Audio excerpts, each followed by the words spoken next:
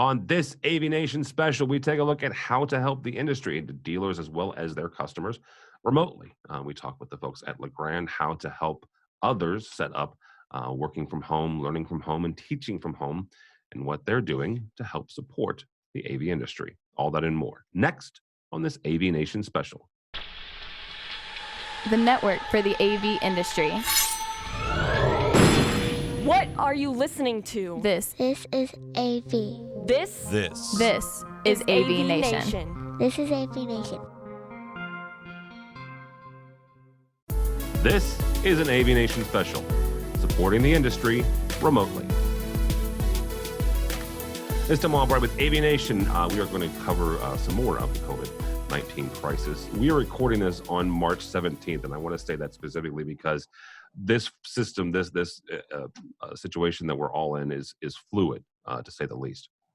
Yesterday, on March 16th, the United States president said that no one should get together in bigger groups of 10 or more for the next 2 weeks. The CDC has said groups of 50 or more should be avoided for the next 2 months. So then you're looking somewhere in the middle of May. Schools have been shut down. Certain houses of worship have decided not to hold services, and they're looking at streaming. So what we're going to do is we're gathered together with some of my friends from LeGrand, actually, because they've helped us in full transparency.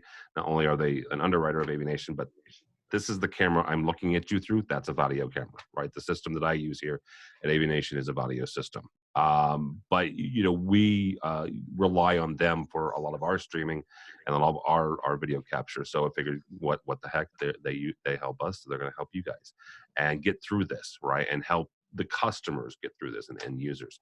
So with me to talk about that, first and foremost, Miss Beth Peterson. Welcome, ma'am. Good morning. Hello. Hello. Also, my buddy Mark Tracy from over in the New Jersey area. Welcome, sir. Hi, Tim. Thanks for having us. Absolutely. And last but not least, Darren Thurston. Welcome, sir. Welcome. Thanks. Absolutely. So let's talk about this for a second. Let's talk about the real impact here. What house of worship, and I mentioned that, but also education. And Darren, I'll start with you on this. We talked with my buddy Joe Way from USC last week. I was physically in Orange County on Wednesday of last week, and then I was back in St. Louis here recording AV Week. Joe happened to be on that program, and in the ensuing 2 days that we were together, he started on Wednesday saying this is kind of it's weird, it's unfortunate, but all the classes have been canceled. But as an organization, we're going to be able to get some work done. As a former tech manager, I understood that completely, because summer is the time where you get work done and you update. And so they were going to shift that and be able to do that. By the time Friday hit, he was no longer able to do that, because not only were classes canceled, but entire campuses were canceled. So Darren, as we kind of look at this and we go, okay, what does this mean for education? What does it mean for house of worship, and how can we as an industry help folks? Yeah, and as you mentioned, it's a dynamically changing every day. So we've had instances where we've had universities need immediate orders going out, basically because they're transitioning this week into online classes. One of the things that we're really focusing on is how can we make it simpler for AV integrators to put in these systems. And our focus is really how to maintain that level of engagement between the professors and students, but now have to do it remotely. That really one-to-many type aspects of education that you'd see in a classroom is how do I replicate it? Now I may be in my office or my home and still have that level of engagement. And that's where we're looking at developing rapid deploy kits that maybe AV integrators could quickly stage in their facility and quickly deploy to some of these campuses. So that's kind of the focus we're on is can we create some solutions as a stopgap measure now that people will be remotely, but still can remain connected and reach out to their content and get delivered to the people that need it. So yeah, absolutely. Beth, one of the things that you and I have talked about for years is the things that you do as at Vadio to help train folks. Talk about that for a second, because one of the things that I've been in contact with some other integrators, and honestly some friends that are in college now, um, is getting the instructors and the professors trained up while they're still trying to do this remotely, right? And this is not a permanent solution, right? This is not a permanent situation, because the next semester, or maybe even by summer classes, these professors will be back in teaching a regular, face-to-face class. But right now, they've got to figure out how to do this remotely. Yeah, so you can go at it in a few different ways. So initially they're just saying, all right, you have to teach remotely, distance learning, and go. And so folks are using the equipment that they have. And so if there's any opportunity to use professional quality equipment when you're doing distance learning, the difference between using a webcam and using like a PTZ camera or professional audio is really going to change the student's experience. And so what I like to say is, if work with what you have, and so there's some tips and tricks as well as, so if you find yourself having to work from home, when you're doing distance learning, just take a look at the environment around you, pay attention to lighting, bring in an extra lamp. We have some great content on around AV to help folks, figure out those really basics. Do this, don't do that. Try not to use an integrated microphone when you don't have to. Incorporate movement into your presentation. So if you can do the same course that you would when you are in person. So that means, utilize more than just talking to you in a camera stream. Get up, walk around, use a whiteboard, or use even just like a flip chart paper, move around so that you're more engaging. And studies have shown that just kind of movement in that nature is really helpful in keeping students engaged. So I like to run a few demos, and I know our salespeople are doing demos as well. So if you can say, this is me in a camera, and I'm really engaging because it's at eye level. Make sure that you're talking to a camera like you would having a face-to-face conversation, and that you're not looking down at a laptop where the camera's right there. It's not very flattering, and you don't have great lighting there. But I can just even quickly demonstrate, using professional audio. I have like a ceiling microphone in this office, in this room here. So what's great about using, a larger, more quality microphone is that I can actually get up and walk around, and you can hear me clearly as I move about the room. A lot of, if you're using a microphone in the laptop, it's just not going to carry over. So use PTZ, use features like that. I'm just going to show you if I walk around. I get up, and you can still hear me, and I could just easily access a preset where you can clearly see. We can continue collaborating using written word, using all of the tools available to us. So that's a really great feature there. Other things is if you are told to start streaming, and maybe you don't have a learning management system set up, and you're going to be using online services like YouTube or Facebook or Ustream, and you don't have the ability to do content and video at the same time, we have products, and there are products out there that can really help you up your presentation game. So I can kind of point out Darren right now. Yep. Darren's using a product that is really great for streaming because you can have both a camera and your PC content.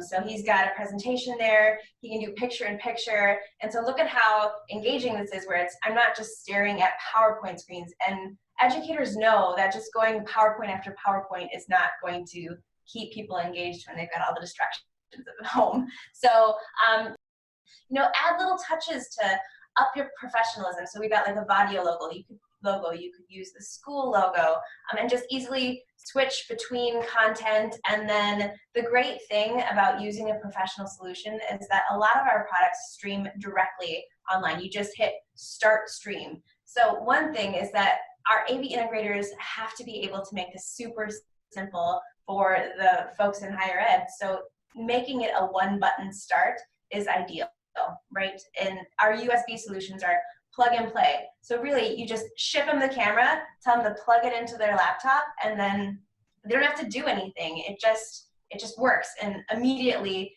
you are looking so much more professional and polished than if you were just using a webcam. And then just having online resources just to help people work through how to set it up, and just having it be really easy, I think, is the key in this situation. Yeah, absolutely. Darren, And I just want to mention one thing is the audio products are all network enabled. So you have the ability for those AV departments to remotely actually control those universities and help the professor just by sitting on the network. So they can manage these devices, help them start the streams, help them connect everything just remotely through the network. Yeah, Mark, I'm going to bring you in on that real quickly. Darren makes a really good point. This is something, remote management is something that we've been talking about in the industry. I'm going to say for 15 years, and I could be off on that a little bit, but I'm going to roughly say 15 years. Because I remember the first remote management system that I saw, and it was roughly 2005, 2006. This is not the time to go, oh my gosh, we should have done that, right? We should have done this and wring our hands. But it is a good opportunity as an organization or as an integrator or even as a tech managers at a college to see this and go, okay, you know what? This is a good opportunity to kind of step back and go, we will get through this, but what does this look like for the next time? So what steps can we do to help our situation the next time something, whether that's a weather event or something, unfortunate as this? Yeah, that's a great point, Tim. The networks are in place. There's no reason to think that we're going to have big network difficulties. So I think that, as integrators are deploying these systems, something that we've heard recently, specifically in House of Worship is, and this is same in education, and Darren said it's a one-to-many, but are we putting in stopgaps that are going to work just for this occurrence, or to your point, are we building in future resilience? Yeah. So we're offering integrators, just think a little bit about, is it a one camera? Let's get it up and going so that we can at least, make it work today. Or if we choose a little bit of a different system, will we be set in the future for a multi-camera situation? Can this be redeployed? Are we actually investing in something that'll have a little bit longer shelf life? Yeah, absolutely. Darren, a number of us in the industry, and I know that you have done this as well, but are offering assistance, I guess is the best way to put this, to our non-AV friends, right? Our non-AV colleagues. How as an industry can we not only obviously provide for our clients, provide for our customers, without it seeming like we're being weird about it, but also to our friends and families, right? That they may never have considered working from home or learning from home, right? I've got a 13 and an 11-year-old who are suddenly trying to figure out how to get their assignments and turn them in, via the computer. How do we as an industry take this opportunity and go, you know what, this is what we do, guys, right? My buddy of mine says famously that his mom still thinks he's a VCR repairman, right? So how do we take this as an industry and go, this is what we do, and we can help you get there? I think a lot of us thinking out of the box. Just get down to the basics and listen to the customer. These large group events, what are some of the key things that make them engaging? What are the content? Now, how do I deploy that and maintain that now that everybody may be isolated in very small groups or at home? So that is one of the things that the AV industry is great at, is how do I improve that user experience through AV? Yeah. It's just that model is going to change a little bit. Instead of large groups where I'm doing image magnification and those type of things, now it's going to be creating content and people and content that I can push over a network stream to many people. So it's just a different challenge.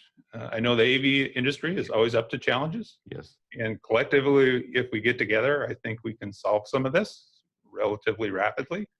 And it starts with listening to the customers and what the challenges they're facing and how can we come up with something that solves that problem. Absolutely. Beth, I've been talking with a number of integrators about, whether or not they're bringing folks home. There are some integrator friends of mine, specifically in the San Francisco, Northern California area, that they don't have a choice. The city and the county are saying nobody go anywhere for 2 weeks. So their folks and their techs are home. One of the things that they've asked is, both from Avixa, but also from manufacturers, is what can we do in the next 2 weeks, and let's say the next month or so, as our folks are homebound, right? As we are looking at things to do, and besides, the jokingly thing about, not getting too tired of your spouse and your kids, but we can take this opportunity to educate ourselves and increase our education, whether that's AVIXA RUs, renewal units, or what have you. What sort of opportunities do we have with LeGrand to make sure that our folks and their folks are continuing their education and using this as an opportunity to sharpen their blade? And it is a great opportunity, and people are definitely taking advantage of it. So I get notifications, if people are taking courses, and we have an excellent program called AV University. It's on legrandav.com, and it is a free resource to everyone from our customers, integrators, dealers, to even end users, AV managers. It's open to everyone, and it's a place where you can go online and get free CTS renewal credits. So there's a ton of information, and it's on product information, but it's also on industry information. So there's a huge course about connectivity, learning more about the different signal types, distance learning. We have a ton of content on there. It's all free, so a lot of it is video-based, and then you just take a little quiz at the end, and then you get your CTS credits to submit to AVIXA. So we have seen a huge uptick in just the last week of people utilizing that program. So I really encourage anyone to go on there, look around, and see if any of those courses interest you. So we are continuing to provide more and more content on that regularly, so check for new courses. And so it's a great resource. All right, Mark, as LeGrand as a company, right, what are you guys doing specifically to help both the integrators but also their clients as well? Because you guys have connections all over the industry, not just directly with dealers, but also with end users, whether that's higher ed or Fortune 500. How is LeGrand helping all of us kind of get through this? Yeah, I think we're hopefully doing the things as manufacturers that all of the AV manufacturers are doing to help our customers, keep people connected. So as Beth said, we've got AVU. We're publishing a lot of content. We have some new content coming out specifically for some rapid deployments in telemed and in house of worship. So tips and tricks. I know other manufacturers are doing this. Obviously, we encourage everyone to try to do what we can to help. We're really carefully managing the supply chain. It's a thing to be able to ship quickly when folks need it. And if people are pulling jobs forward or just trying to get things done, we're here to help them however we can. If it's an uncertain situation and it's rapidly changing. So, some of the things, if we do run out of supply, we want to make sure that we can have a suggestion or an alternate, or we'll work really hard on all of those kinds of things. And then recently we have a new team. They've been up and running for, I think, about 2 months now, and it's a solutions engineering team, and it's 5 individuals who are well ready to help with system designs, rapid deployments, questions, not just on our systems, but if we can help you deploy systems in any way, we'd be happy to do that. We've got an email address at av.solutions@legrand.com. You can contact us for more, and we've got some standardized connectivity drawings we can share, and other ways we can help. So just lots of different ways that we're looking to help our integrators help their customers. No, real quickly, you mentioned the fact that if you don't have a certain product, you guys are going to start, offering different alternatives. What mechanism does that take? Is it your internal salesperson connecting with the purchasing agent inside the dealer, or how does that mechanism happen? Yeah, I mean, we're watching inventories every day. We'll rely on our customer care teams. They're keyed in, and if they see something's out of stock, we can contact the customer back and offer a suggestion or an alternate. All right, very good. Thank you. Should be pretty quick and seamless. Yeah. Awesome.